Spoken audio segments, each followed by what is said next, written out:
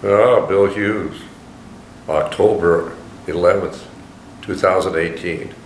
This is my life story in about 30 minutes, an hour, whatever it's worth.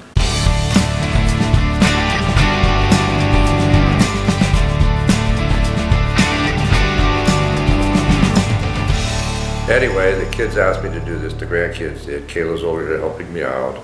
Dexter's helping also. Anyway, they wanted me to start with about my parents. And where did they meet, where did they come from? Well, my dad was born in Lewiston, Montana, and we've had a cattle ranch there. His dad my grandfather had a cattle ranch there. He homesteaded there in 1893, and the ranch has been in the family ever since. My brother lived out on the ranch later on, and the ranch became divided. But anyway, my father's history was my grandfather homesteaded there. My grandmother was the teacher there, so her last name was also Hughes. So a Hughes married a Hughes. His name was William Hughes, and I was named after him. And then my other grandfather was named John, so my name was William John Hughes. That's how I got my name. My mom and dad met down in Billings. My mom is from North Dakota. She was born in a real small town in North Dakota, and she grew up there. My dad happened to grow up and go to the University of Washington, where I also graduated from. He graduated education. My mom went to North Dakota State. They met in Billings, Montana, I think about 1940 or so. I think it was on a date that somebody set up for them. And maybe it was a little before that, but they got married around 1940, 1941, I believe. And my dad was working for what was known as the Burroughs Corporation at the time, which was a company that sold calculating machines, adding machines, that sort of thing. And he ended up becoming the salesman for Central Montana, and he did that for probably 35 plus years, almost 40 years, I think. We did have a ranch, but it was really my grandfather's ranch, and then my dad had 3 brothers and 2 sisters. The brothers were out running the ranch. My dad was working in Great Falls. Eventually, the 3 brothers plus my dad bought out the sisters, and he ended up taking his portion of the ranch, is what we ended up with as our family. And my brother Tucker's out there, and now my nephew Scott actually runs the ranch out there now. If you want to find out about the ranch, it was featured on the Animal Planet. It was called The Last American Cowboy. It was featured for a year on that TV show. Let me think here. My arrival in the early years. Well, I was born in Portland, Oregon during the Second World War. Shortly after I was born, my dad ended up going into the military and being shipped off overseas. He ended up going to Australia, then New Guinea, and then to the Philippines.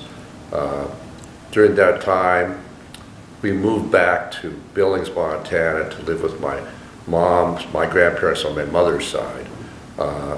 My grandfather on that side I didn't really know, but my grandmother had remarried. His name was Stuart, so it was Stuart and Mabel Mateer. We lived with them during the Second World War until my dad came home in late 1945, I guess he got discharged from the military. He was wounded on my 2nd birthday in May of 1945, so maybe that's why he wasn't keen on giving me lots of birthday presents on my birthday. No, just kidding. Anyway, he wasn't seriously hurt. And when he came home after the war, we ended up moving to Great Falls, Montana, I think in like 1947 or something like that, 48. I just vaguely remember coming into town. I think the earliest memory I have was riding a train and coming in to a city, and my family was reading Little Black Sambo to me, which was a nursery story at the time. You know, my dad traveled a lot, and so he'd be gone for a week or 10 days because he traveled all over the state selling adding machines at the time.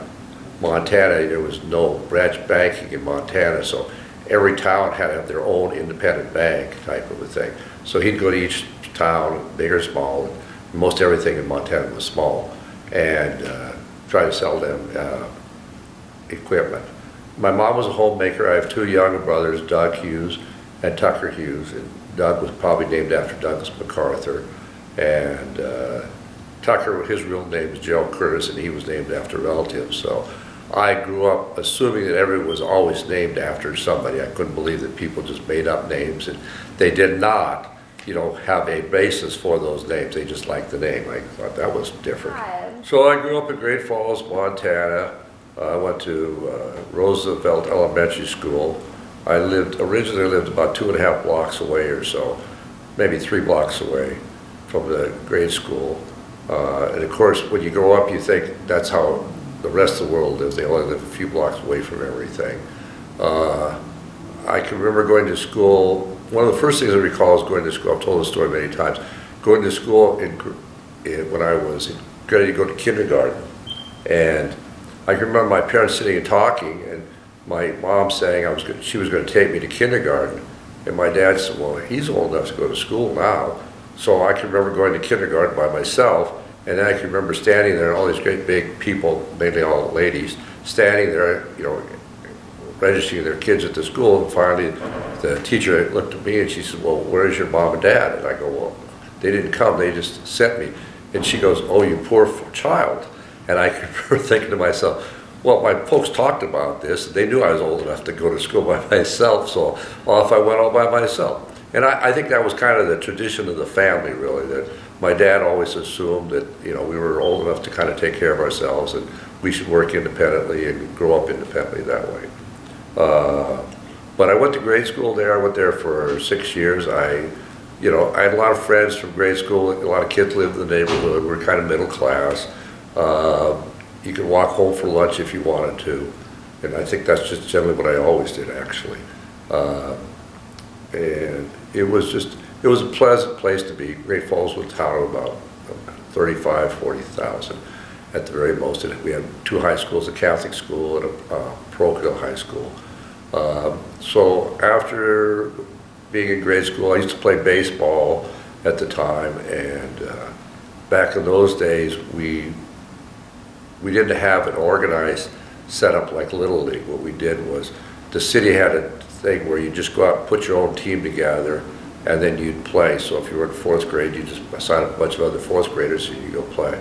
So I can still remember, kids from that baseball team like Tommy Bernasic and Bob Drew and Bobby McIntyre and Rod Hubbard. Rod now lives in Reno here too. He's lived in San Diego and all over the place. But it's funny how you remember people from 60 years ago or so, and I can't remember people from yesterday type of thing. But it's just how things stick with you when you get older. But we had really fun teams. We had a team that was one was the Cogswell Agency sponsored it once, and once it was the VFW.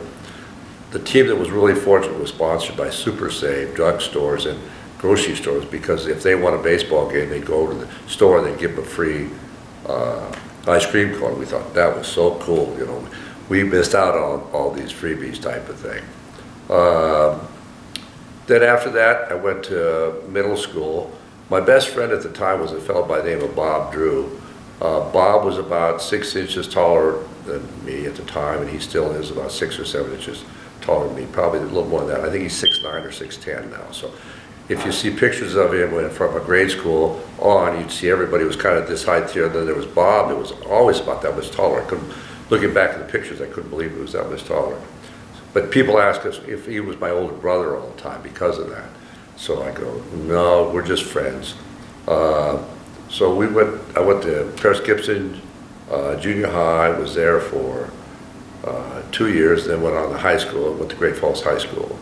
And when I got to Great Falls High School, I was active in some clubs. I played tennis, but I was never quite good enough to be on the basketball team, But I did a lot with a thing called DMLA, which was a great big deal in Great Falls. We had about 600 members in our DMLA organization.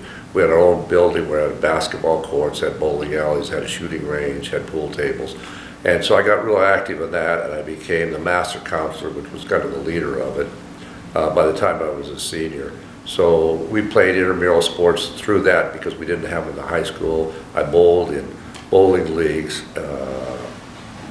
and it was I enjoyed when I was young. People ask if I had any problems or if I got any trouble, but I really didn't. That was, I just was myself, my brother Doug. We were pretty good boys, and we just never did anything where we got ourselves in trouble at all. One thing I do recall is when I was 14 and a half, I could get a driver's license, which was real unusual in this day and age because you used to have to be 16, but I could get a permit and everything when I was 14 and a half. And so I can't imagine what it'd be like to see a person driving around that was 14 and a half driving around now. But at the time, there weren't a lot of restrictions in Montana. At the time, there was no speed limit, so you could go as fast as you wanted to go. And I'll talk a little bit about that once I graduated from high school. We only had one car in the family.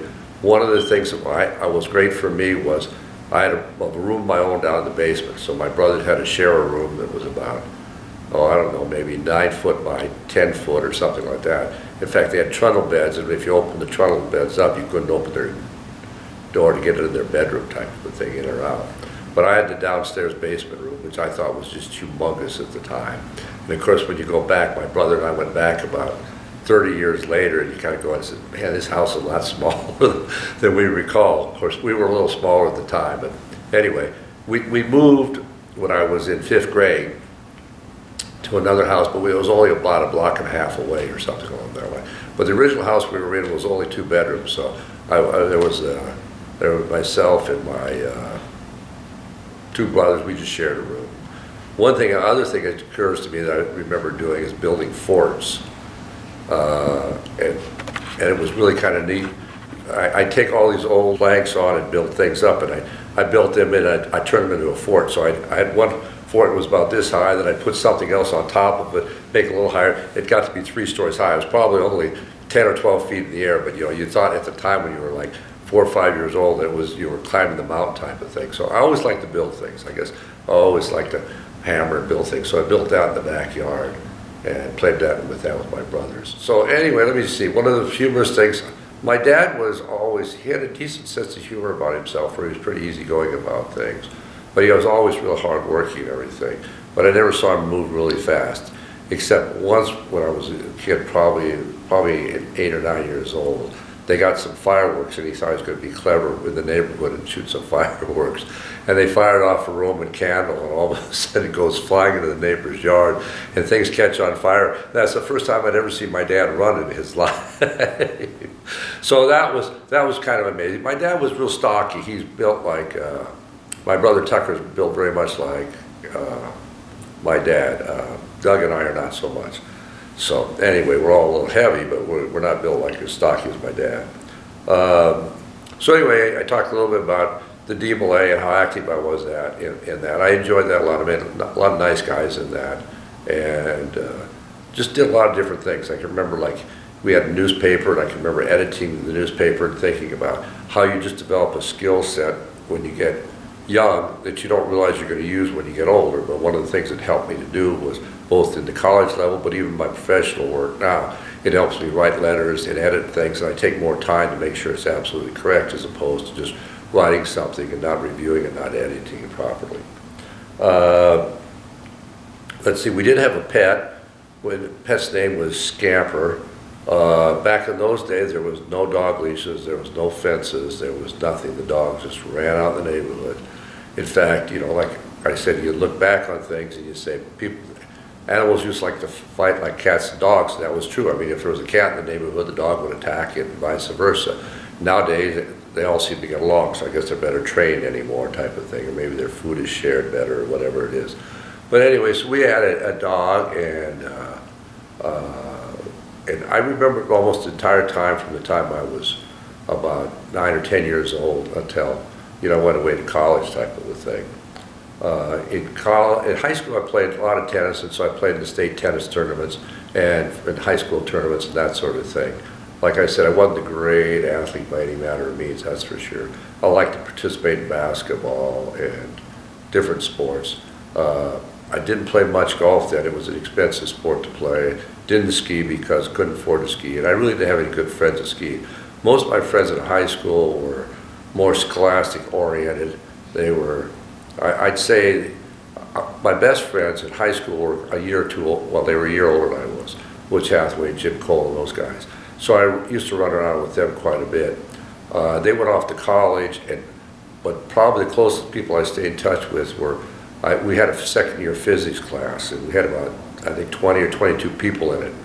And every one of them went to out of state, except for 2 kids. I mean, everybody went on scholarship someplace.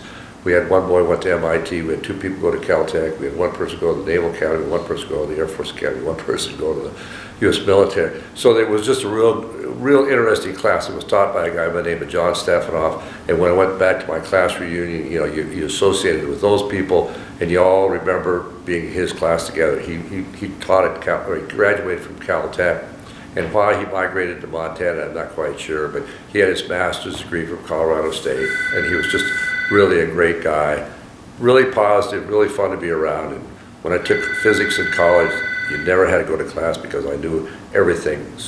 I learned so much in high school from that class, from those 2 years of high school.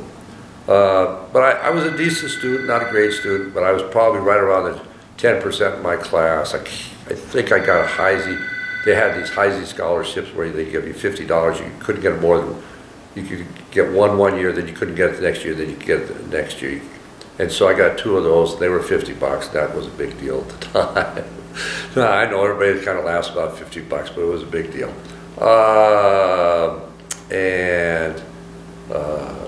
But I didn't go. I don't think, I can't remember if I was in the National Honor Society or not. I don't think so. I don't think I was quite there. Partly because of that physics class. It was hard to get anything much above a C in that class. I can remember that. And my friend Butch Hathaway would have been valedictorian, except he got a B in the class one quarter. So he got 1 B and all the rest of the A's in high school. And back in those days, they didn't have all these bonus things for advanced placement classes or something along that line. So you pretty much had to have a 4.0. So he had a 3.9, whatever. And he was salutatorian because he got a B in the class. Stefanoff 1 quarter didn't give anybody an A. He gave everybody, at least the highest grade he gave was a B. Then I'd worked during the summertime. I worked for the recreation department. I started that when I was about 13 years old, because back then, like I said, we didn't have these nice dugouts and things like that in the baseball fields. We had a backstop, and then we had a home plate, and then a wide open field. And so what you do is you have a duffel bag, and I'd have all the bats and the balls and the catcher's mitt and the bases in it, and I'd put them on my bike, and then I'd ride my bike to the field, and then I'd set the bases up, and then I'd referee the game. So, you know, I was maybe 13 or 14, and the people that were there coming were like 12 or 13. So I did that during the summertime early on until I was about, until I was 17. And then that year I graduated from high school, I got a job working for the highway department. So I made big money doing the highway department job. I made $2 an hour. Yeah, I made $345 a month, and that was big pay in Montana back in those days. And I did that for 5 summers. So I worked all summer long, get on the train, go out to the University of Washington, go to school, take my classes there, come back, work all summer long, take back off and go back there. So I always enjoyed it. I worked in Belt one summer, which was 20 miles away, and I worked a couple summers around the Great Falls area. I worked up at Fort Benton one year. It was 40, I think it was 41 miles to work, and it took me 32 or 33 minutes to get there. So you could average about 75 miles an hour on the road. So it was, like I said, there was no speed limit. My mom had a Chevy 2 Nova, which is kind of amazing that, you know, they don't exist anymore. So working for the highway department, I enjoyed it. I did the surveying work. I got so I could run my own crew just because I had so much time with them. And in fact, I can remember my brother went to work for him. He got to drive a pickup truck. So I'd been there 4 years. And then Tucker comes to work for him. Driving a truck paid $100 more a month than what I was doing. So I asked if I could drive a truck, and they said, no way. You know, you're too valuable. We need you to continue to work running survey crews. And so I thought, this really sucks, but it sounds like a typical government move. So I ended up sticking with what I was doing because it wasn't all bad. I guess I learned a little bit. I kind of enjoyed being responsible for things. You asked what I enjoyed about when I was also growing up. Like I said, I had a room by myself, and that was kind of a special deal. We used to play a lot of board games too. It was something I liked to do. I played board games. I used to play chess with Butch. Butch and I played chess together. He was a pretty good chess player, so I was okay. I could take Dexter on anyway. I certainly enjoyed high school. I didn't date hardly at all. I was just, I don't know if I was shy or just into other things at the time, but I really didn't go out. I don't remember having any kind of a girlfriend in high school at all. So it wasn't until I got to college that I decided, well, this is a good deal. So when I was in high school, I really was pretty good. I don't remember ever getting in any kind of trouble at all. I don't think Doug and I worked that way. And my parents were always really good about kind of letting us do what we wanted to do. I think the challenge for me was my dad was gone a lot, and when he'd come home, his idea of a great time was to go out to the ranch and ride horses and work, and that was my idea of such a great time. I used to get hay fever really bad. My nose would plug up and my eyes would get swell shut, and I used to just hate to go out to the dang place. And it was always like, well, come on, this would be great. You know, we could go move some cows, or we could go do this or that. So that was one of the things that I was probably a disappointment from that standpoint. Plus, I played tennis, which my dad was not too active in sports, although later on he got something like football. My brother Tucker was a good football player, so I used to go to football games. But the entire time I played tennis, which was 4 years in high school, my folks never came to see me in a tennis match ever. And I don't know that I would have encouraged it either. I think it was my nature to just kind of say, well, I don't want a lot of people watching me that know me. And as you reflect back on it, you think that seems kind of strange at the time, because I went to all the kids' baseball games, that sort of thing. But it was, I don't know if it was a difference, whether I was different or whether they were different or times were different. But they never did, I don't think they ever saw me once play tennis. And I played for 4 years in high school and played the state championships for the high school championship. So I think we took third 1 year doubles, and I never won the state championship, that's for sure. That I'm going to remember. The other thing I distinctly remember is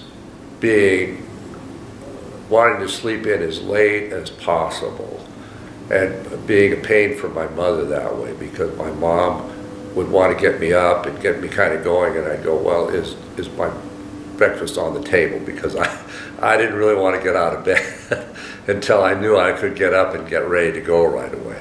So she kind of had to put up with that a little bit. And I can remember getting mad about stuff and me feeling kind of bad about it, but not overly bad about it. But I'm thinking, well, I must have done something wrong to get her to be mad about stuff, but I don't remember being bad about anything. And I asked her about it once, and she couldn't ever remember it well what it was either. So I'm kind of going, well, it couldn't have been too bad. So anyway, it's just one of those things. A couple other things when I was growing up. It wasn't like we had a lot of extra food, let me put it like that.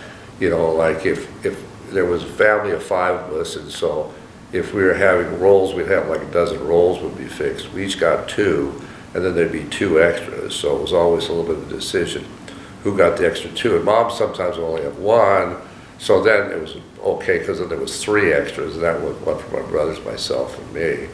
And then if my dad wanted to get in there and eat, my dad would eat almost anything. He would pile anything on his plate, mix it all up and eat it. He just grew up on the ranch and liked that. The one thing that we did have, well, like pop was something that was hidden away. My dad, he'd buy pop, and then he'd hide it in the house someplace so we wouldn't drink it, okay? And then he'd bring it out every once in a while as a special treat. But ice cream, he liked ice cream. So we'd get 5-gallon containers of ice cream, which is about that big around and about this high, as I recall. And we had a freezer downstairs, and we put this in a freezer, and so you'd want to go get it. Well, first of all, you had to go all the way downstairs to get it out, of course. That seemed like a little bit of a chore. Second of all, not only did you have to get it out, but you had to leave it out for a few minutes because it was so darn hard you couldn't even begin to get the ice cream out of it. So then you had to wait, which was not my thing I like to do, especially, was wait. And then you'd have to scoop the ice cream out and put it back in the refrigerator and everything like that. But it was kind of, and I think my dad kind of figured all that out. My dad kind of knew that, kids were, they kind of wanted stuff right away, and if they didn't get it right away, then they'd kind of forget about it. My brother Tucker, I remember him telling me the story once. He goes, he says, well, he was walking down the street, and he says, geez, I need some new boots. And my dad, and he saw some new boots. He said that to my dad. My dad says, well, let's just go home and just think about it, and then we'll come back and maybe get them. And then he says, one day, about a month later, I'm walking down the street, and I'm thinking, well, we never got those boots. And he says, Dad knew that we weren't going to get those boots, and we were going to forget about them.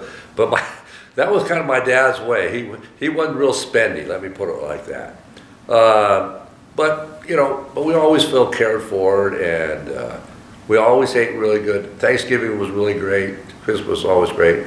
But I think if it wasn't for Mom, we wouldn't have a lot of presents. Not because my dad was overly frugal. It just was, I think he grew up in a family where there just wasn't a lot of giving that way. There was, they'd get up and work hard. They'd get up in the morning, do their morning chores at the ranch. They'd go into town and go to school. My dad once told me he was playing football. They had like 8-man football, and his dad came by on the buckboard when my dad was playing the game and said, we got to go out to the ranch.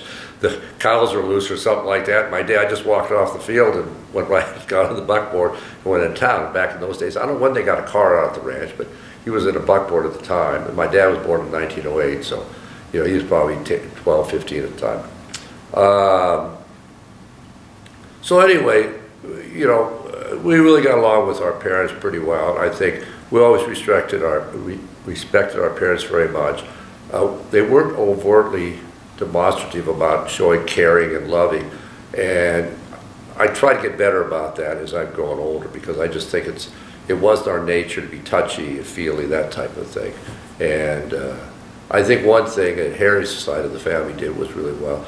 They were much better about showing that they cared about each other, and they were much better about celebrating things. I think that our family could have done a better job about doing a few more things together. A good example is we just hardly ever take a vacation. I grew up in Montana. Until I went to college, I really never went out of the state other than one time. We went up just to the border of Canada to Waterton Park and then came back. But my dad, in the entire time I was growing up, I remember only twice going on a vacation up to Flathead Lake, and he was only up there for 3 or 4 days, and then he went back to work.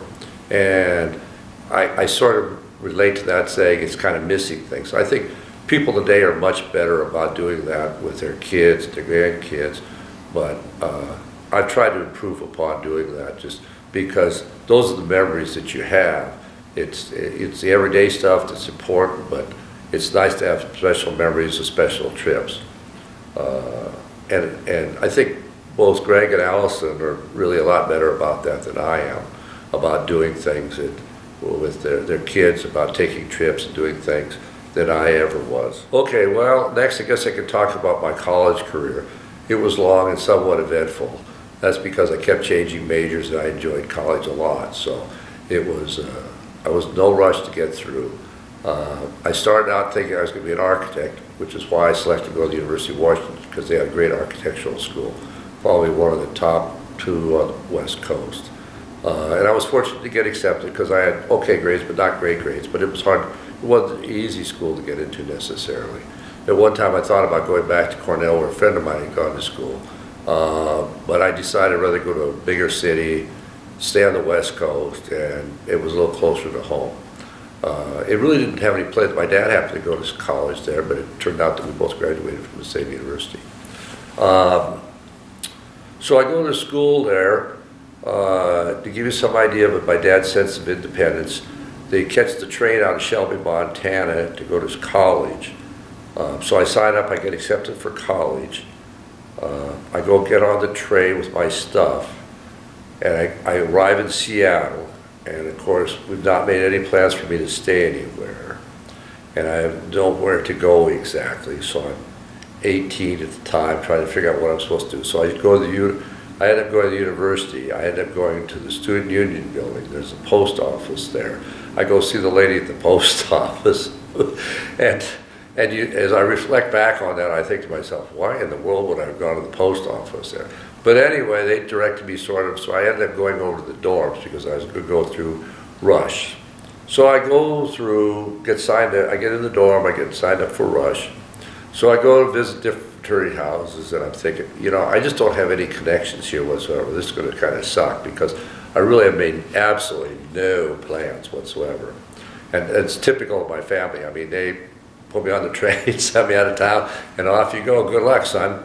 But I ended up meeting another fellow from Great Falls, and he talked to me about this Delta Chi fraternity house, and so I went there and talked to them, and I ended up pledging there. And it was a great decision. I enjoyed all the guys that were in the fraternity house. We had a class of about 30 people. The house probably ended up with about 80 guys in it or so. You still stay in touch with them. It's nice from the standpoint that it was always guys around. I always kind of liked that atmosphere where there was people to do things with. We had a basketball court there. We had a swimming pool there. We had a pool table there. We played in intramurals. And it was just great from that point. Freshman year was not necessarily great for grades. My pledge class had a 1.7 GPA the first quarter. We were the lowest pledge class out of 32 pledge classes, fraternity pledge classes on campus. But the guys seemed to really be having a good time. I can distinctly remember thinking at the time, I talked to all these guys when we went off. It was on a quarter system, so we got our grades at Christmas time. So I go off and I'm thinking, I'm doing okay, but I'm doing great. In fact, I fell asleep in one of my finals because I was stayed up for had 2 finals that same dang day. Stayed up almost all night. The second final I fell asleep in, turned in the paper, and I'd gone through and filled out all the answers I knew exactly, and I'd forgotten to go back and fill out the ones that I didn't know. So I went from like a B to a D in the class or some dang thing like that, because I turned in my paper. I get back to the fraternity house, I'm thinking to myself, I don't think I finished that dang test. So I go running back there to try to find it, and I can't find it. Anyway, I got a 64, 62 on it. It was anthropology or some dang class like that. So yeah, I was kind of disgusted with that. But anyway, the long and short of it was I'm thinking, I didn't do great in school, this quarter. I'll probably have, maybe a C average or something like that for the quarter or something like that. And the guys go, I'm getting A's and B's. I'm going, I'm getting A's and B's. I'm going, geez, all these guys are getting these great grades and all this. I'm just hanging in there. I'm going to be the one at the bottom of my class. Out of 30 guys or 28 guys or whatever it was in my pledge class, I think 32, I was like 7th. Highest with a 206 GPA. we had to really settle down the second quarter. None of us were going to be in school. Anyway, it was a nice group of guys, and like all things, there's kind of an attrition throughout the years, and some guys end up leaving the fraternity. We had a lot of people that were from Seattle area, so some of them we called them townies. They lived at home. But my best friend and I, he was from Puyallup. Oh, not from Bremerton. Anyway, Shelton, Washington. He was Jerry Edwards, and Jerry became president of the House eventually, and I became vice president of the House eventually. And we stayed pretty good friends for a long time. In fact, I was going to be at his wedding, and then he decided about 2 weeks before he was supposed to get married to cancel it. That did not go over well with the girl. And unfortunately, Jerry passed away. He went on a trip to Europe, got sick, and came back and never recovered. About 15 years ago. But I still stay in touch with a couple of guys. There's Emmanuel Rebellis, he was the head of KP Gates Law Firm back in Washington, D.C., which was Bill Gates' dad's law firm. So he had 400 attorneys that worked with him there. Anyway, that's kind of off subject about me. But Manny did really well. He went to Harvard Business. He went to Harvard Law School. Jerry, the guy that I mentioned earlier, Jerry went to Harvard Business School. He got his MBA at Harvard. So there was a couple smart guys in the class. But I really did enjoy it. We had a great volleyball team. It was fun to play. We took the university was a big university. It's, at the time, it was like 25 to 30,000 students, which is a huge university compared to, it's not so unusual nowadays, but at the time it was big. And there was 32 fraternities and like 28 sororities, and almost, a lot of times they'd fill 2 or 3 football teams and a couple basketball teams. So in intramural sports, there was just a lot of people competing all the time. And it was kind of different back then also, because a lot of the athletes, like the football players, actually would live in the fraternity houses if they were fraternity members. There was a crew house for the crew team, and that was about it, but everybody else lived with their kids. And so we didn't have any great athletes, but I met several people that were fraternity guys, like Bill Douglas, who was the quarterback for the football team. He was a Sigma Nu, and he lived down the street. And fraternities and sororities were really there must have been these 4,000 or 5,000 students that belonged to fraternities and sororities at the time. What was it like rushing?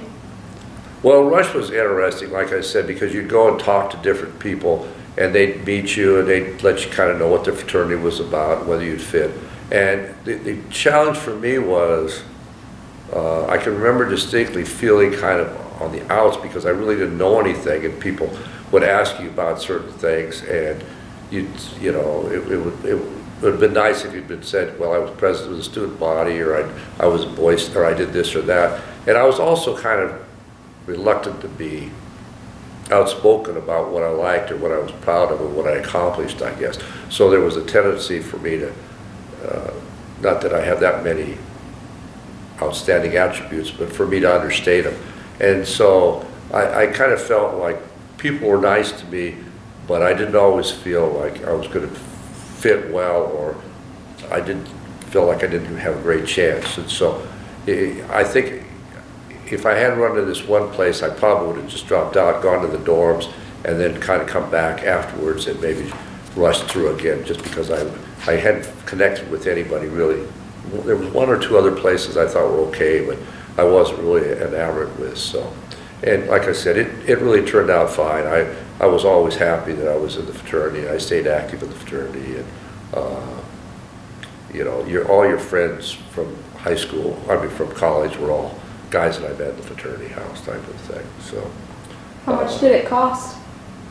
Back in the days, college education, it was an unbelievable amount of money at the time, and I couldn't wait to become an in-state student. It was $200 a quarter for tuition, and that was as many classes as you wanted to take. So if you took 21 credits, it was $200. If you took 12 credits, it was $200. It was $100 if you were an in-state resident. Living in a fraternity was like $140 a month, and that included food. And then we added a $10 fee for social fee charge. And I was social chairman like my sophomore, junior year, can't remember, probably my junior year. And what was great about that was we'd have like a dollar party, they called it. And so the idea was it cost about $1 a person is what it cost you, but it was part of the social fee. But if you had, we figured, I used to allocate $50 for booze, that would be like 2 or 3 kegs of booze, $50 for the hall, and the band, when it got whatever was left over, the $150 or something like that. And a lot of times the band would play for $40 or $50 and then beer. That was kind of the deal.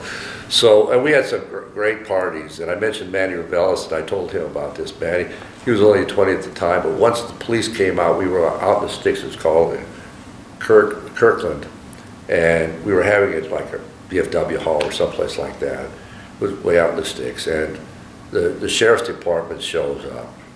So I get there, and I'm late, I'm getting there now, the sheriffs and deputies are there, and they're saying, what's going on in there? And they're going, oh, well, we're having just a party, and a dance party. And they go, well, is there any drinking going on? Well, maybe, but I'll go in and check on it.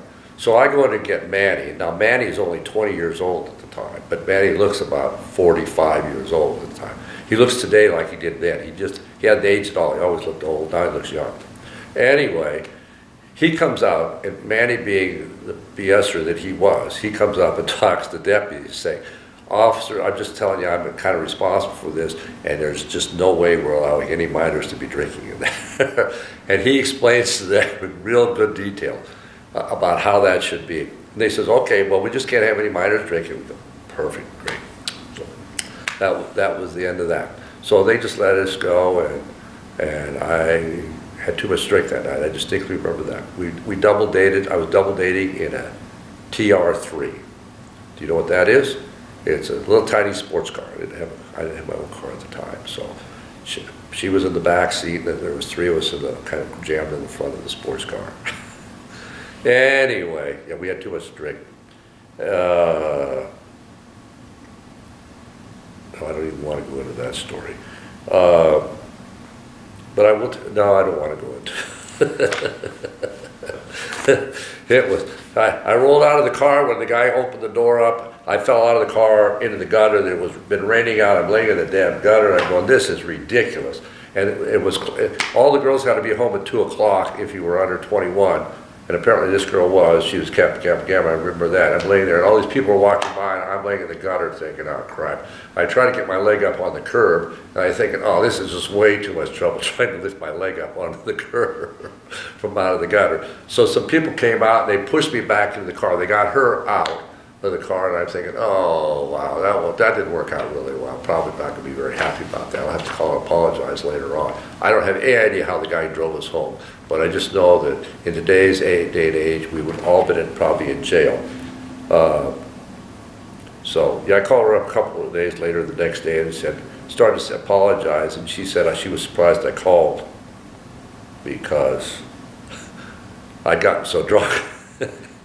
She didn't think I was having a good time. And I said, no, I was having a great time. That's why I was drinking so much. So you just know, it goes to show you just cannot plan these things out. Interesting enough, I remember not her name, not too much else about her, just laying in the gutter. I do remember one thing about her. She had a bunch of roses there one time when I went to pick her up, and I said, what were those from? And she said it was from her godfather. And I said, well, that was nice of him. And I said, who's your godfather? And she said, Dwight Eisenhower. And I said, you mean the President of the United States? And she said, yes. I said, Dwight Eisenhower is your godfather? And she said, yes, he is. I go, oh, that left another impression with me. I guess her father was a general or a colonel in the military, and, you know, Eisenhower was his commanding officer or something like that. So anyway, I don't remember her name, and she probably sure as hell doesn't remember mine. But we did have some fun times in college. We had a swimming pool, like I said, and one of the things that people would sometimes do would they take and throw their garbage cans into our swimming pool, because they would just. So we see the guys from this fraternity from across the street, not Alpha Phi. What was the name of that? One of the Delts. Anyway, it doesn't really matter. But they were right across the street from us. We saw these guys running away, and then we saw all the trash in the pool. So we decided we needed to pay them back somehow.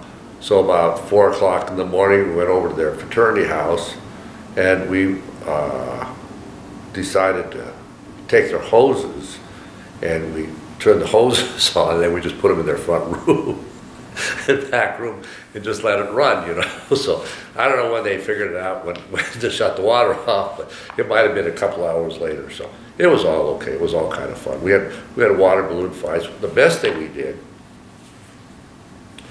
was we went and got fire. We borrowed sort of from places. We get fire extinguishers, and we let the stuff out of them, and then we'd fill them with water, and then we put them under pressure. You go and just put air pressure in them, and you can squirt 50, 60, 70 feet with those suckers. So they were really great for just spraying people and that sort of thing when you needed, you needed a weapon. So we go out with Soffel's boat one afternoon, and we were driving along Lake Washington, and the boat went about 60 miles an hour, and we hit a log. And the boat starts to sink because it breaks a hole in the bottom of the boat. So we get the boat almost ashore, but by then it's like this, because it's one of these boats that's got a huge big engine in the back end of it. So Now sitting there, we have to swim kind of over the shore, which we got really close because I can't swim very far anyway. Anyway, so the boat's there. So later that night, we drinking to celebrate the disaster that we had apparently. And we're driving down the street, and we happen to have our fire extinguishers with us. And it's like 2 o'clock in the morning, and I don't remember which one it was, but the guy starts, somebody's walking out of the street, go spray them, and I wasn't doing it. I wouldn't, that was not up to me. Well, unfortunately, a police car was behind us and stopped us and said, "What are you guys doing?" And we go, "Oh, well, we just lost our boat and we were depressed and blah, blah, blah, blah, blah." And again, I wasn't part of the conversation because I knew I did not want to end up in jail. And so the policeman said, "Where'd you get the fire extinguishers?" And Soffel quickly said, "Well, I got off my boat. It just sank to me." And the police officer said, "You mean to tell me that the only thing you saved was my your fire extinguisher?" And Soffel goes, "Yes, officer, that's all we were able to save was a fire extinguisher." And he goes, "Well, you should put water in it anyway." He says, "That's not good for a fire on a boat." And Soffel said, "That's good enough. Thank you very much, officer." And the cop said, "There's been a bunch that have been stolen around here lately." we had no idea. So that was one of those things. Thank goodness I wasn't part of the staff rig. I don't think that was me. I might have been aware of it, but I don't believe it was me actually taking it. So anyway, those were part of the fun things that we did in college. We did one other thing that was kind of fun. They'd have a pledge sneak, and they'd always try to sneak out and get away from everybody. And you always caught them. They never get away. And we decided we're going to have a senior sneak, and there was probably only 12 or so left of us, maybe left that were seniors, 10 or 12 of us left. And so we decided, well, we should do something. So we say to everybody, we're going to have a party in Kirkland, which is about 40 miles out of town or something like that. And we want everybody to go, because as seniors, we want everybody to go. So we're going to make sure everybody has dates and is going to go to this darn thing, okay? We don't want anybody in the house, we don't want anybody there. We just want everybody to go have a good time at the party, and the seniors are going to put it on. So we get everybody going, and we get them all out there. Party's at 9 o'clock. So 9 o'clock, we all go back to the fraternity house, and we lock the whole fraternity house up. We take all the fuses out so that you can't turn on the electrical thing. Take all the blankets and sheets off. We lock up all the stuff, and we go off to Puyallup, down to a friend's of ours' house to party down there. So about 9:30, we get a call from, and we didn't have cell phones in those days. We had 2 phone calls that we had to make calls out of. There was a little booth that you'd stand in and had phones in. So there'd be 2 of us. One guy'd be sitting here, one guy, you'd call, if you call your date or you call home, whatever it was. Anyway, so they called the fraternity house when we were there, and they say, "Hey, we're out here at 9:30. It's pitch black. There's nobody here." And they said, "Just stay there for half an hour longer. The band just got late. We'll all be there. Just enjoy yourself." So that was some of the fun stuff that we used to do. Anyway, that was college was fun. So I didn't talk about my educational approach. I guess I should get, and I didn't talk about my dating life. So I went with a girl from Mercer Island. I went with that girl. I went out with quite a few different girls at the time. It was quite a rich environment at the time. Is what it really was. I thought much better than high school. And I had a different sense of freedom about it back there too, because I never drank when I was in high school at home, ever. Never did drink around my parents. So anyway, college, let me see what I can tell you. So I started out in architecture, was in it a couple years. The second year we had these classes that lasted, I think it was either 3 hours or 4 hours. I think it was 3 hours. I think it was from 2 o'clock to 5 o'clock in the afternoon, 4 days a week. And I'm doing this project, and I will never forget this guy that was beside me. His name was Roger William Poole. And I don't know whether he became a great architect or not. But I can remember looking at his work and looking at my work and saying, that is so much better than mine. And maybe, looking back on it, maybe he had experience doing it before, I don't really know. But I'm sitting there thinking, I'm not that creative, I'm not, artistic that much, I'm not sort of that way. I'm more of an engineering type of person. So I switched over to engineering. I decided after my sophomore year to switch into engineering. So I went into engineering, and I'm kind of going, I'm having to kind of start over again. I don't know if I really want to be a civil engineer. What I really like to do is build things. And they had a new thing started that was called Building Technology Administration, which was turned into be called construction management. So I got involved with construction management and started doing that. I didn't have a car when I went to college, and I didn't get one until my senior year. The reason I was able to is I got sick. I got mononucleosis, and I got sick, and so I was missing these classes that I need for sequential. So what happened was I got a deferment, a medical deferment for almost 9 months. I worked at Boeing during this time frame when I wasn't going to college, and I did that for like 9 months, and then I ended up going back to school, getting my degree in construction management and engineering. There was a basis for engineering at the time also, but by then I was like 20. I guess I graduated when I was 24. And the draft board was hot after my trail, and I signed up maybe to go in the Army OCS, and I tried to get the Navy OCS, but they were dragging their feet. So I had to go see a fraternity brother who was a lot older than I was, but who I'd met before, by the name of Scoop Jackson, Senator Henry Jackson. So he was a senior senator for the military in Congress. So I went to his office and I said, and the guy was great. I said to the guy, I said, I'm just trying to find out whether I'm going to be accepted by the Navy or not. He says, you're not trying to get out of the service, you're not trying to get in reserve. I go, no, I just want to know whether I'd be accepted by Naval OCS. And 2 days later, he calls me up and says, you're in. So one thing I did find out was their congressmen do have some pull, especially certain ones. But it was nice. It allowed me to go on the Navy and everything along that line. I can talk about that in a second. One other thing's in college. So in college, I got okay grades to begin with. Then once I got dropped out of architecture school, I didn't know what I really wanted to do. I got terrible grades. I didn't withdraw from school properly. It's kind of like that test I didn't quite finish. And so I got like, I don't know, it was like 8 or 10 hours of EW, which was failing withdrawal type of a thing, because I don't draw properly. Well, I got sick. And because of that, my grade point went down. But I ended up, my last couple of years, I had probably like a 3.5 or 3.6 GPA, so I did much better the last couple of years. And I enjoyed construction management and that end of the business, and was really happy to get in the Naval Civil Engineer Corps because I enjoyed that experience also.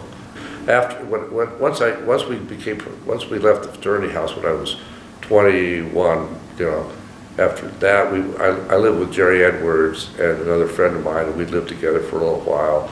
And I was going with somebody at the time, and it was nice, kind of being able to work and then being away from the fraternity, because it just seemed like everybody seemed young at the time. You'd kind of go back and you'd sit there and says, when you're 22, you just feel like you're a lot older than people that are 18 and 19 years old just coming into college. And so then, after graduating, like I said, I finished up in the summertime, and then my class for OCS didn't start until that February, so I went back to work at Boeing for about 3 or 4 months before then, and I was able to go back to work and did that. And the one nice thing about it all was I was able to earn enough so my parents had to pay very, very little toward my education. But my total education, I figured, cost about $12,000 or $13,000 for 6 years in college, and I think my parents had to come up with about $2,000 for it is all, maybe $2,500. But most of it I was able to earn. I worked as a houseboy for a while too, the fraternity house too. So I was always trying to do different things, and whatever money I made in the summertime was saved. I never took a vacation, that just never happened. And I always felt kind of obligated because my parents never had a lot of extra stuff. My dad never spent a lot of extra money, things. I didn't feel like I could just go out and make money and then expect them to pay for my education. I always felt an obligation. It was my responsibility to do it. One thing I said, I didn't drink very much at home. I do recall one summer when I came home, we went out to I was working for the highway department, and there was 2 other guys and myself, And the one guy, I can't remember his name now, it might have been Jeff or something like that. He was 22. I think I was 20 at the time. I might have been 21, and Duff was like 19, so there was the three of us. And Jeff had been married 3 times already. He was like 21, and 22 had been married 3 times. So he was not shy about getting settled down, I guess. Anyway, we're all working for the highway department, and they gave us a half a day off to go to the state fair in Great Falls. So we decide to go to the state fair, and Jeff says, well, we need to bet on the horses, on the horse races there. So this is a little like what happened when we went down to the state fair down in Sacramento. Dexter's here, I'm talking about Dexter, because same type of thing happened. So I said, okay, let's make some bets, so we're gonna split our bets. So I bet with Jeff on 2 bets, and he bets Quinella and a win ticket. And on the other guy and I, we're a lot more conservative, so we bet on a place ticket and a show ticket, because we're just trying to get our money back, right? We're just trying to hope to win something. Well, the win horse is like 30-1 or something along this line. And by golly, he wins. And the second horse is like 8 or 10-1 or whatever it was, so he takes second. So we have it exacted, so we win that bet. So we had $2 there, $2 on the win, and even the show horse shows up. So we have first, second, and third. We got all of them. We win like $160, or I win $160 or $180 or something like that. Well, I'm making $2 an hour, so $16 is my day's pay what I was working for. So, I think we win $160 total. So I won $80 because I had to split it with them. That's what it was. So I win a week's worth of stuff. So from that point on, we said, well, we can do some drinking here now, And so we're sitting there drinking up the storm. And then we leave, and Jeff wanted to win a toy, and he couldn't win a toy to take home to his wife. So I believe he went in the back end of the tent and found a toy that way. So we go home that night, and the only I remember distinctly drinking maybe a little too much was when I dropped him off, I drove right up to his porch. I drove onto his lawn, up to his porch, dropped him right off there. And he says, this is perfect, because I've got to explain it to my wife. I'll just say, you've been drinking too much. And I go, probably works out good. Don't know what happened to Jeff. Duff and I stayed friends for a little bit longer. Anyway, that's the story. But by and large, I never got any trouble when I was home. I don't know if my parents ever saw me drinking or not, but my dad, mom never drank hardly at all, and they were just, they were overtly church-going people, but my dad we'd go to church pretty much on Sunday mornings, and if you ask my brothers about it when I was learning to drive, I'd go from one street and go lickety-split, and then I'd slam on the brakes, and I'd step on it again, slam on the brakes, and they still have fond memories of that. So, but they were both acolytes. I was active in the church, but not that active in the church. So we went to Episcopal Church in Great Falls, Montana, and it was good. It was went to Sunday school every Sunday, and I kind of forgot about doing that all the time, but. I think that my family was, like I say, they weren't devout about it, but I think they believed in religion and believed in the benefits of being involved in the church. Okay, well, let's see. Kayla was asking me about, did I stay in contact with my parents? We'd write letters back and forth, but the idea of calling was just kind of, it seemed expensive. I mean, it was just something extra. I don't remember how much it cost, but it might cost $1.25 to call and talk for 5 minutes or something like that. You weren't going to spend that kind of money to call them, so you'd always just send letters. And so I sent letters back and forth, and I think my parents kept, my mom would have. My guess is it was maybe monthly, but more often not, you just worry that it was probably more if you needed something as a person, But I went home at Christmas most of the time. I went home, I think 1 or 2 spring breaks, maybe. I know the first year I went home because I worked at the post office when I was 18 or 19. Yeah, I didn't miss much time to work. When I went home at Christmas, I was always kind of busy doing something. But it wasn't, we never had the same kind of contact that most people do. I look at sometimes the family members who say they talk to their kids every day, and I said, that seems like a lot. And, I kind of admire for them doing it. And the flip side of it is that I keep thinking that probably should have done it more. Even today, I don't think I do it enough. It's more called because you have a purpose to do it as opposed to just, I'm calling to say hello. And it'd be much better just to call and say hello and say how you doing, how's everything going. So anyway, but we were kind of purpose driven. I distinctly remember my dad saying once that my mom wanted an extra phone down in the basement so she didn't have to go upstairs to answer the phone if it rang. And my dad going, that's an extra 25 cents a month because your mom doesn't want to walk up the stairs. And he says, it's okay, but he says, that's pretty strange. It's pretty strange. Okay, then you ask if I was serious about any girls at college. And almost every year I'd meet somebody and go with them until the end of the year and then kind of break up. So I went with a girl named Sally from LA. She was a sorority house. Nice girl, she lived in Mercer Island. And I went with her by 1 year. I went with a girl named Pam, 70, I think that's sophomore year. The girl I went with the longest was a girl named Pat Carroll. I went with her when I was like 21, 22. She was going to St. Francis Green Nursing School, and her dad was in the military. He was a colonel in the Army, and she was going on a scholarship, an Army scholarship, so she had to serve in the military after she got through her college was all paid for, but she had to serve in the military after that. In fact, all those girls were. So I got to know all the girls from St. Francis Caprini. In fact, I lived with 3 of them my last 3 months there because I needed some place to live in just before I went into service type of thing. And in fact, I lived with the 3 girls that were friends of hers because she was gone at the time. So, I don't know.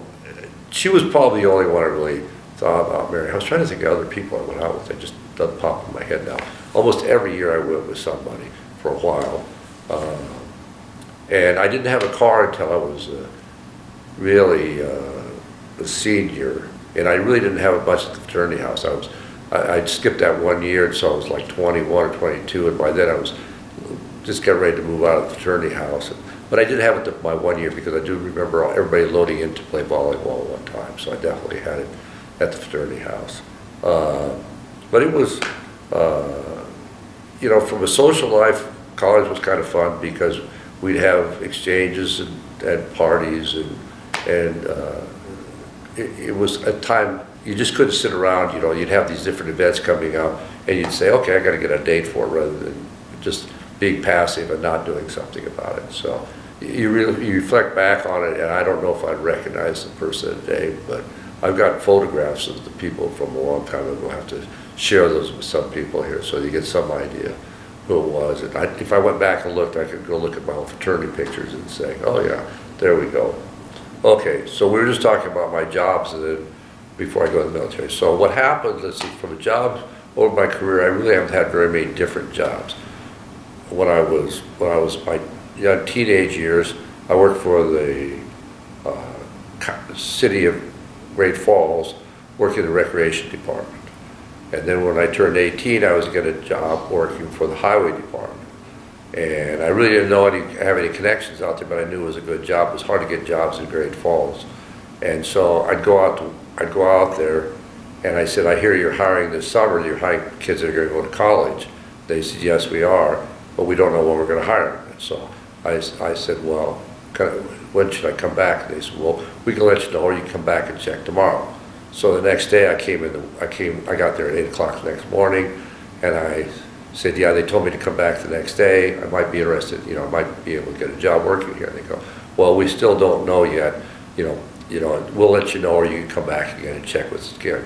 So the next day I came back in again, and they go, well, no, we haven't decided yet on who we're going to hire, but you come back or you can let us know type of thing. So I came back on Friday, and I come in and see the guy, and the guy says, you're back. And I come in every morning at 8 o'clock.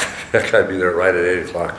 And he says, son, when you come in next Monday morning, wear your work boots because you're going to work here. So that's how I got my very first job working for the highway department. And it was a good deal because, like I said, it was hard to find jobs that paid very much in Great Falls at the time. So after I did that, then I got a job working at Boeing, and that's when I was sick, and I went to work at Boeing. And amazing, it's just interesting. I've got a picture. When I went to work there, they were hiring a lot of people because they were working on the SST program, and they were just getting ready to start the 737 rollout, layout for the 737 planes.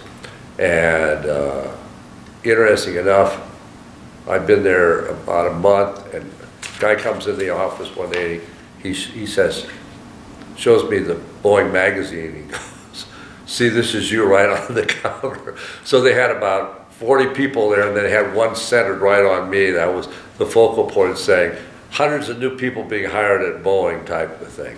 So anyway, he goes, yeah, he says, I've been here 20 years and never got my picture in the magazine, and you're here a month and on the cover already. So you just give me a bad time. Boeing was kind of amazing.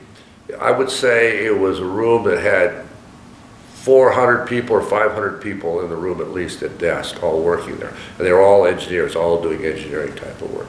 And you'd walk around in some places, they'd have these glass partitions that were 5 foot high, and there'd be like 8 guys working in there, and I asked them, what are those guys? And they said, oh, those guys all have their PhDs. They get their own separate areas. And I did plant layout there for a while, and everything was real regimented. If you were like a grade, like if you were a supervisor, you'd get an office that was 12 by 12. If you were a manager, you got a 12 by 14, and you got 2 extra chairs. If you were a director, you got a desk, tabletop, and 4 chairs and such. But it was really interesting to do that. But the one thing I did at Boeing that was real interesting is I helped lay out the 737 line. When I say I didn't plan it or anything like that, but it was just amazing all the equipment that had to move within the building to get the line set up so that you were able to run the frameworks through those planes through the plant. So they manufactured the 737 for a long time at Plant 2, but it's at other facilities now. So that was another job I had. My next job was in the U.S. military. Went through OCS, became an ensign, and went through the Civil Engineer Corps training, and so I worked in the Civil Engineer Corps. I was stationed in California for about a year and a half, then I was in Vietnam for about 16 months as a military advisor.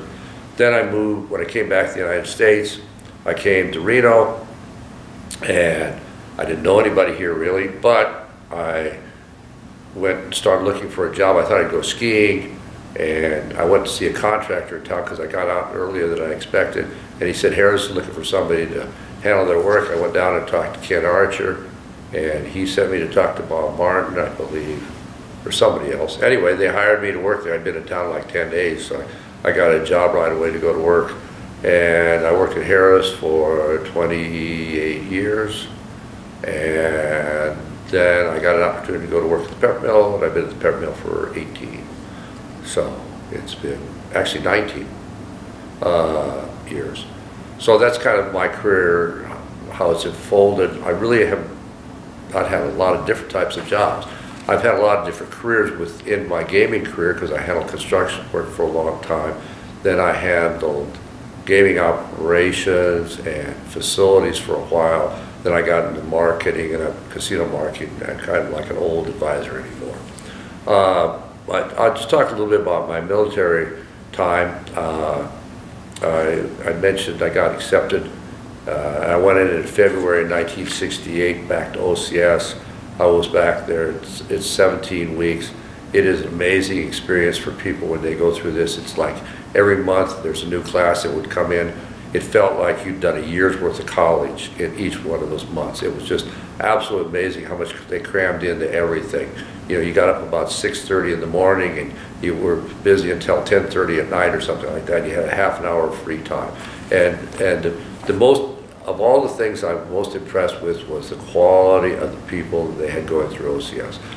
We had 42 guys in my company that I was with, and it was just amazing the quality of the guys that were there. They were guys that had gone to Georgia Tech and UCLA and Harvard and Stanford. It was you know, you felt very, I don't know if honored is the right word, but proud to be part of the group of people that you were there with.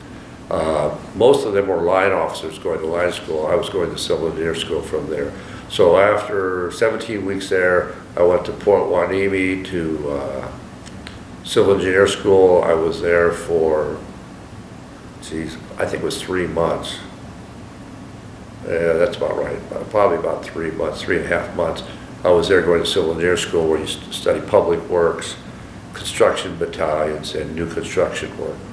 And the girl that I met that I'd been going with in college had been a nursing student and had gone to the Army. So she'd gone over to Vietnam when so I got stationed in Lemoore, California, because she was in country getting ready to come back to the United States, so we were going to see each other again. Anyway, the long and short of it, she came back, ended up going to Colorado. I ended up staying in California. But I did learn to ski because of her, so I always appreciated that factor about her. And she was a nice person, really was. But at Lemoore Naval Air Station, I was in charge of the CB group that was there, which was about 60 or 70 guys. And then they put me as shops engineer eventually after about 6 months or a year. And you were in charge of the civilian public works employees that were there at the property. So, you know, it was amazingly good opportunity for somebody pretty young to be experiencing supervision of a lot of people. Not that I was very good at it, but you know, it's like anything, you know, practice and putting yourself in those positions allows you to really grow and to understand what works and what doesn't work. And especially if you're working around people that are good managers or good supervisors. I happened to work, because it was during the Vietnam War and it was kind of a shortage of officers and people, I worked for a Navy captain. He was commander when he got there, but he got promoted to captain. So it was pretty unusual for an ensign, or then it became a JG while I was there, to be working for a Navy captain, which was a little bit of a struggle because I was a little, I don't know how I would say it. I don't know if naive is the right term, but you know, I wasn't as functional as somebody who might have been in the Navy for 5, 6, or 7 years, which was the billet that I was filling.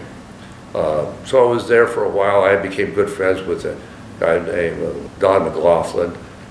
Don was married, had a young child. He and Bessie were just real great people. He happened to be from Montana also. He'd gone to Montana State, and he was an architect. And we got along really well. I was single at the time, and there was only a few junior officers at the base, so once again we were tasked that they had officer of the day, and I think we only had 4 or 5 junior officers, and so every night you had to have an officer of the day to be in charge. So it was always, you know, about every 4th or 5th or 6th day you'd have to be responsible for base operations at nighttime if any problems came along. And I can remember the first Christmas I was there was kind of depressing because the girl I'd been going with, Patty, she'd long since gone to Colorado. She decided she wanted to live in Colorado. I don't know if we'd kind of broken up, I guess. We had broken up, and so I'm there. It's Christmas time, and I can remember being officer of the day. I think there was like 12 days of Christmas time or something like that. I think I was officer of the day like 9 days or 10 days of those 12 days in a row, filling in for these other guys. But it was good to stay busy, and it was an interesting thing. You did learn a lot about a lot of different things. So I've always felt fortunate with that portion of my Navy career. Don, I sort of stayed in touch with Don. I happened to see him a few years ago when we went up to Montana. I went and saw him, and he was just getting ready. He taught at Montana State University and was also taught practice architecture there. But anyway, they had a sailboat in Sausalito. He bought a sailboat. His wife had done that because he did not want to go to Vietnam very bad, and I don't think too many did. But he had a chance to go to Antarctica, so he went to Antarctica for like 15 or 16 months, and he was officer in charge of a little tiny remote base in Antarctica for that time frame. So anyway, that might have been an interesting experience too. But I ended up going off to Vietnam in April, end of April, very first part of May. I guess I left right at the end of April, and ended up going to Vietnam. I got assigned to a place called Dong Tam, for Art, Lazenby actually had been, Art had been there earlier. I didn't know at the time, obviously, but he was part of the 9th Infantry, I believe. And they'd long since abandoned there. They were gone, but the naval base was still there. It was a small naval base where the Brownwater Navy came in. We had PBRs and small craft that patrolled the rivers that were there. And we were a repair facility, and my job was to get the Vietnamese trained to be able to set up different bases along the river and take care of that. So I did that I had a year's obligation, and then I'd extended. I was going to stay there an extra 6 months, and my folks got hurt in a car accident. And interesting enough, in today's age, people might find this amazing, but they got hurt in June, first part of June, in a traffic accident. My mom was in the hospital for like 3 weeks, and my dad wrote me a letter to tell me about it. I didn't get the first letter, and I got a second letter saying he was doing better, but it was 2 weeks after the accident. So it's kind of amazing how, but that's kind of the way my family was too. It was like, we're not going to contact you right away. Your mom's been hurt in a car accident. It's like, well, I'll send you a letter, I'll let you know about it, and if there's something we need to do, we'll do it then, type of thing. So anyway, so I stayed until the middle of August, and I left. So I was there like almost 16 months, I guess. And I had 2 Vietnamese that I worked with, officers, and unfortunately I never stayed in touch with them.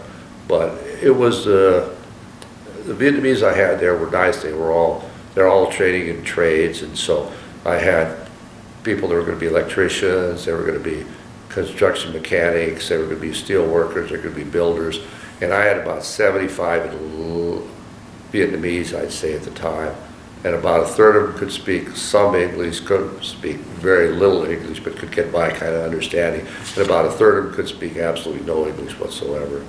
But I always admired them. They had a good work ethic, and you felt really bad for them because their country was just being kind of torn apart by the war. And the one Vietnamese officer that I had was kind of unusual. He was like 26 or 28 or 29. He was a lieutenant. His name was Dai Huy Quinn, Lieutenant Quinn. Anyway, he was single, which was pretty unusual for a Vietnamese officer to be not married.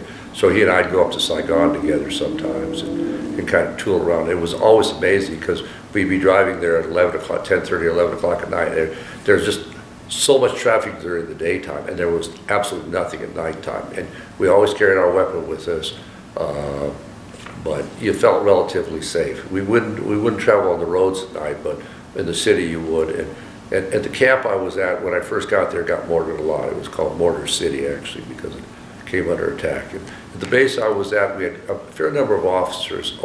We had about 8 officers assigned at the base.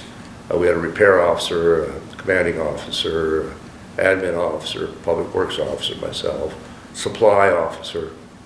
Anyway, so we had these different positions, but we also had a SEAL team that worked out of where we were at, and we had a Sea Wolf team, which was the Navy helicopter teams that would fly out of there. So we had 2 helicopter operations there. One of my collateral duties, speaking of fun stuff to do, was I was the club's officer. So we had an enlisted men's club, we had an officers club, and we had an NCO club. And they were just all Quonset huts, you know, and all our hooches were sandbagged all the way up, like on either side. They were sandbagged up 6-7 feet. And then we'd hung ballistic blankets down, so when mortar attacks came in, you were relatively safe. I had one round hit about 10 feet that side of me, and one hit about 20 feet in front of me, but I was down on the ground and behind the sandbags at the time. That was about as close as I came to getting hit.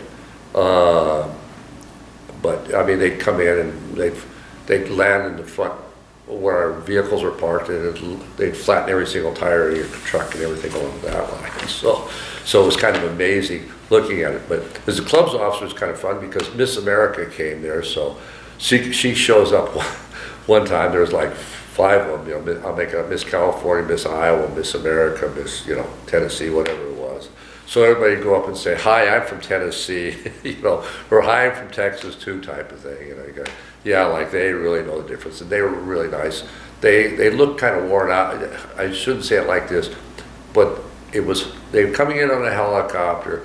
They tried to do their very best to look really nice, but they weren't exactly in evening gowns either. So it was a struggle for 'em. Actually, the people that were the most kind of attractive people were, we'd get these groups from the Philippines that would come in and sing, you know, popular U.S. songs. They'd put on a little show for us or something like that, and they get all decked out. So they were more kind of more visually attractive at the time than Miss America was. I did have boxers come in once, a guy by the name of Emo Griffith and Jose Torres, Andy Hernandez, and then the manager for him or something like that.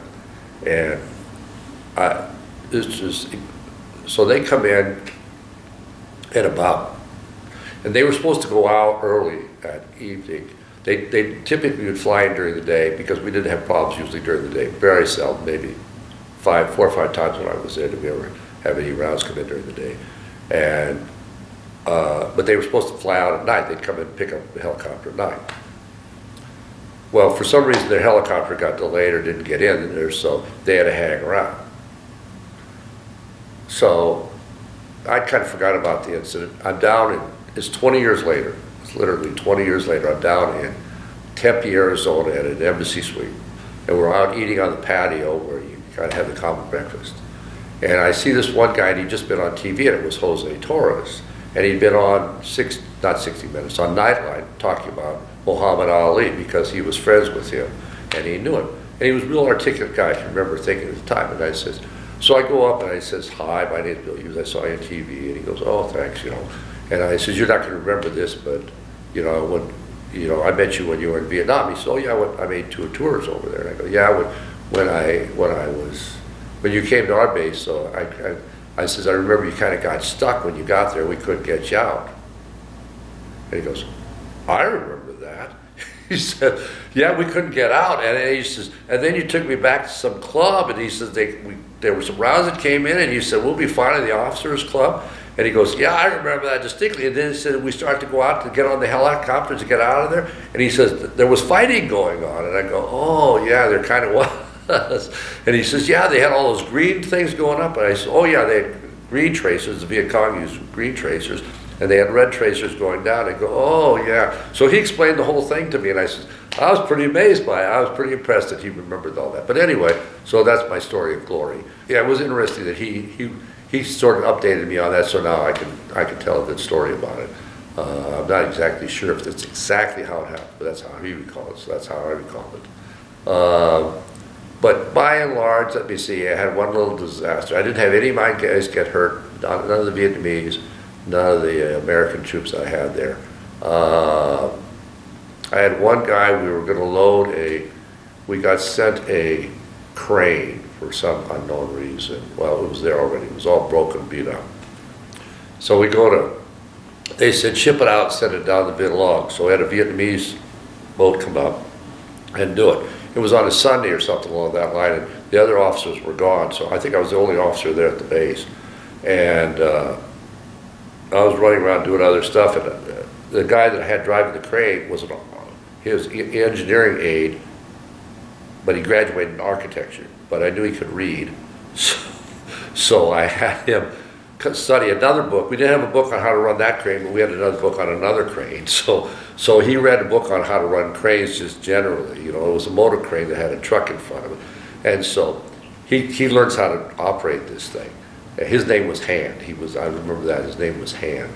Anyway, he goes on our base, and we are in a big lagoon. He drives the thing down, he drives it down there. Oh, I was thinking to myself, I wish he'd waited for me. I really, I need to check this thing out, but I was busy doing something. So I go get my Jeep, and just as I'm doing that, I see him, he's down by the loading area where he's loading the thing onto the Vietnamese boat. Okay, so you drive it in, there's a ramp there. Well, as I'm driving along, I'm looking down across the bay, and I'm seeing the boat slowly start backing up. So he's got 2 wheels on the front of on the boat's drop part of the boat, and he's got the rest of them on the dock, and the boat is slowly moving back. And of course, the more he steps on to go forward, the more it pushes the boat further away. And all of a sudden, bam! the crane disappears into the lagoon. And I get over there just in time, and I'm thinking, oh, and you could put, the lagoon was so muddy that, you know, if you put your hand down that far, you couldn't see anything. So the crane disappears except for the boom sticks out about, I don't know, 8 or 10 feet. And I'm thinking, I'm gonna have to jump in and save hand, and then his head pops up out of the water. So he turned out to be safe and sound. So I called the CO who was out on a ship. I remember he was out in the thing, and I said, yeah, the crane we were loading it on. He goes, what happened? I said, well, the Vietnamese boat, he said, oh, I don't even want to know about it. He goes, okay, fine, you know, it's just another act of war or something along that line. So then about 2 hours later, some Army general comes and lands at the base. He lands in a little helicopter thing there, and he comes in, he was there inspecting something or other, and he wanted to look at something. And we're driving by, and I'm driving with the guy, and he goes, what's that out in the lagoon? And I go, oh, that's our crane. I said, yeah, we're trying to load it on a boat. He goes, uh-huh. And I said, well, the Vietnamese had a boat. He said, I don't even want to hear about it. I don't even want to hear about it. So it's just one of those things that says there's a lot of waste in war, and believe me, there was a lot of waste. There they put in a fire protection system at the base. There's nothing that would burn down that would cost as much as that fire protection system cost, you know. It's just, they sent me a Ford car once for the base. We're out in a war zone fighting a war, and they sent me a car to drive around. Like, yeah, this is a good idea. I mean, I have no idea. I don't like, you know, somebody back in Washington, D.C. must have thought it was a good idea, but I don't think anybody who spent much time in the field thought that was a good idea. I like that. I did a nice job of collecting beat up old air conditioners, buying some compressors so I could trade them off. I did a good job of collecting the same type of Jeep, even though it was all beat up, and then I'd buy parts for that Jeep. So instead of having, they used to send you one Scout, and then they'd send you one Ford Jeep, and then they'd send you one Willys Jeep, and then they'd send you one Dodge truck. And you'd have all these different vehicles because they wanted one for each base. But they didn't have parts for any of them, and you were always having problems with them breaking down or having problems. So what I'd do is I'd get a new Dodge truck or thing, and I said, do you have an old Jeep? And I says, I'll tell you, he says, I'll tell you what, you have 2 old Jeeps. I'll take those 2 old Jeeps for my new Dodge truck. And they go, oh, great deal. But I had all the parts I needed to keep the Jeeps up in place. So that was my ploy. We had a base that didn't have good water on it, so I traded 2 air conditioners for a water truck. That was a good deal too. So anyway, those are all, but it was always really interesting over there. I was always glad nobody got hurt. My mission became train the Vietnamese and make sure your American enlisted guys are safe. That was just make sure everybody gets home safe. That was train them, do the best you can, get everybody home safe. That worked out for me from a philosophical standpoint. I don't think I'd been very good being a SEAL or something like that, going out shooting people. That never registered with me.